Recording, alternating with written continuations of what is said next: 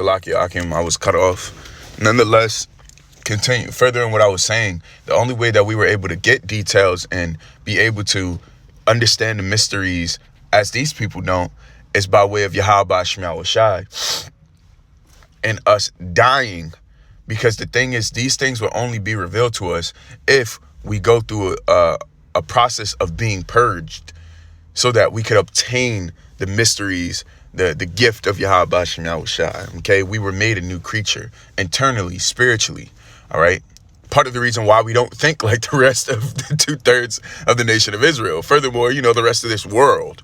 Okay. The things that they desire, we don't desire. The things that they indulge themselves in, we don't indulge ourselves in. We don't desire to sleep with another man's wife. We don't desire to be an idolater. We desire to do the things that are well-pleasing to Yahweh Shem Yahweh Shai. Okay? There's Salakia, verse 4, it says, therefore we are buried with him by baptism into death, that like as Hamashiach was raised up from the dead by the glory of the Father, even so we also should walk in newness of life. Right? So just as Yahawashi was risen back again and he was a holy being, is the same concept of what we have went through spiritually. Now, we can't manifest that physically yet. That's for Yahawashi to give us, okay? Because when Yahawashi comes, that's when he's gone. Lord's will, we be a part of that number. We're going to receive that new flesh, that new mind, that new body, that new soul. Well, not new soul, but you know what I mean? Everything outside of the soul. That's what we're going to inherit by way of Yahweh B'Shem Yahawashi and us, being faithful and us being selected. Adawan Ratazah, we are a part of that selected. Adawan Ratazah. Furthermore, it goes to say, it says, for if we have been planted together in the likeness of his death, we shall also be in the likeness of his resurrection. Okay. And Yahawashi did rise again. All right. Furthermore, this makes me think of the precept, 2nd Ezra chapter 9. I'll just grab it real quick, because I'm thinking about that word planted. It sounds synonymous with what was said in 9 and 21, right? This is 2nd Ezra chapter 9, verse 20. It says, so I considered the world, and behold, there was peril because of the devices that were come into it by way of Esau, Edom, right? And wickedness is more prevalent than righteousness is. So for you to do wicked, it's so easy for you to do it. You just go out there and commit whatever treachery, go eat whatever abominable food, go talk to whoever you want to talk to and live an abominable life. It's so easy for you to do that. But for you to be righteous, there's a price that you have to pay. And right now, the scriptures say that we haven't strived unto death, but there's going to come a point in time to where we are going to be striving with our lives. And that's the spirit. Just see 144.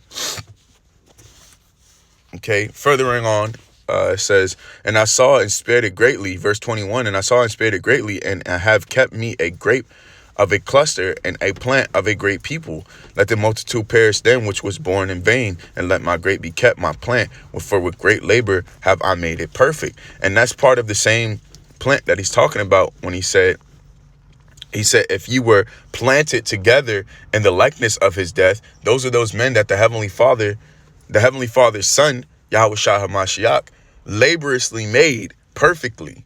Okay? Like what I did there. But those are the men that the Heavenly Father had curated, had designed to be a specific way. And Adawan Ratazah, we are a part of that number. Adawan Ratazah, we are those men. Lord's will, we live that, So it says, if we have been planted together in in the likeness of his death, we shall be also in the likeness of his resurrection, right? So if we die with Yahawashi, we're going to rise with him. It says, knowing this, that our old man is crucified with him, that the body of sin might be destroyed, that henceforth we should not serve sin. And see, that is the severance. That is the fucking answer. I kind of got excited. I got chills even reading this precept, because that's the answer right there. Why the hell are we so different from the world? Why do they do things and they have no care in the world? Why do they do things and there's no second thought like, yo, I'm doing something wrong?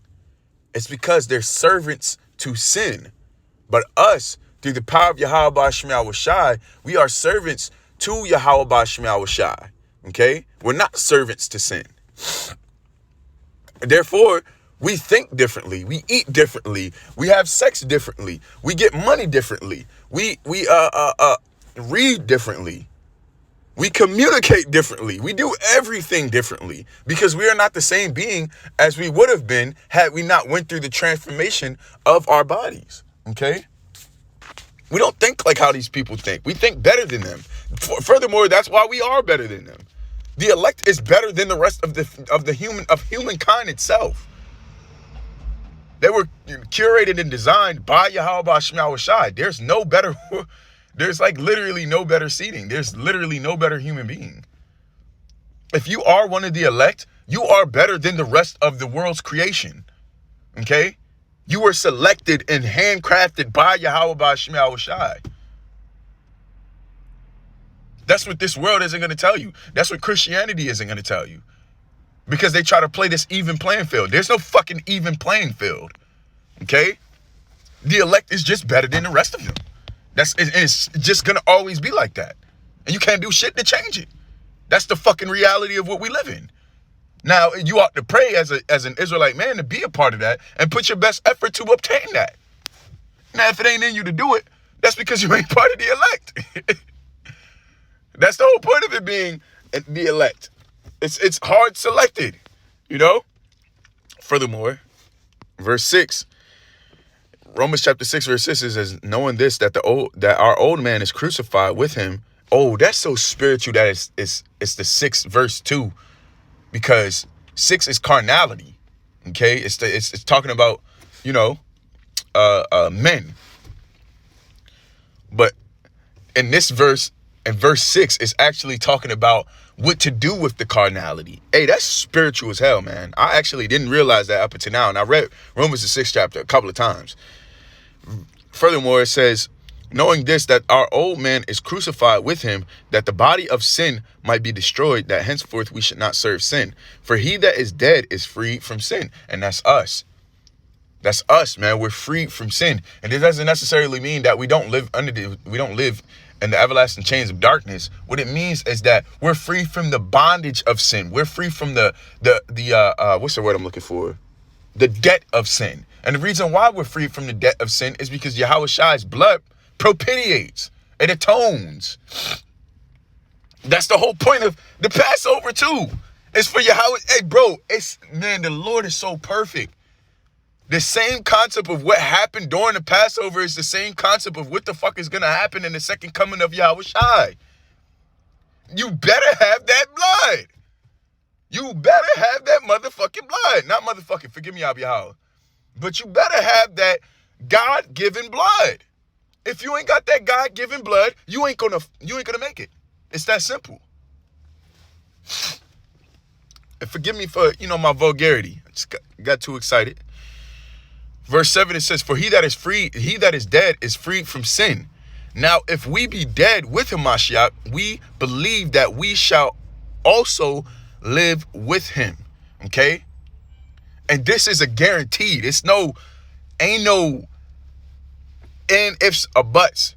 If you die with Yahweh Shah Hamashiach, if you go through the process of being purged, he's going to reward you. He's not unrighteous to forget our labor. Okay? So this is a given. It's going to happen. It says, now, if we be dead with Hamashiach, we believe that we shall also live with him, knowing that Hamashiach, being raised from the dead, dieth no more, death hath no more dominion over him. And that's what it's going to come to. Adon Ratazah, we be a part of that number. When we obtain that seat, death is not going to have reign over us anymore. And even those that are not purified the sanctified way, death is not going to reign over any Israelite in the kingdom of heaven at all. Okay? And we're going to actually live for eternity. So you're going to have some that complete death and overcame death. And then you're going to have some that came to death and just going to have to die and then get renewed. Adawan Ratazah, we're not that. You know, we make it through the first time. I want to make it through the first time. I'm not trying to wait in line. I don't want no smoke with the Lord. I'm going to do what he told me to do. If I got to put my life on the line, I'm going to do it. Because I am not trying to taste how that fucking thermonuclear fire feel. Don't want to know what the spiritual elements feel like. I want to be selected, man. And the Ra'ash Kassab, he did a great job outlining what the hell it's going to feel like if you don't get selected and you're rejected during that time when them thermonuclear missiles come. And I felt that. I had chills the rest of service, you know? And I don't want to feel that. I don't want to feel rejected. I want the Heavenly Father to choose me, and that's why I do my due diligence as much as we can. And so be it, you know? But all of our efforts are not going to go unnoticed. And that's the righteous thing about Yahawashi, you know? Which we appreciate also. So, I mean, that was really the main point. I kind of wanted to stop right there at verse 9. Knowing that life is going to have reign over us and not death anymore by power of Yahweh by Shimmer Kalkadash. And, you know, this is just a quick exhortation to get you feeling good, you know, that life is coming to us. Adawan Ratazah to us first. And to keep pushing, keep fighting, man, because we got a lot to look forward to. For real, for real. So with that, I give all praise, glory, and honor to Yahweh Shema Shabbat, Shema Kalkadash, Sheni Kabak, Gabal of Rakaz, Queen Naba'ith, Wa Shalom, Wa Barakum, Wa Bakar, and Shah. Until next time, Aki Mashay, Shalom.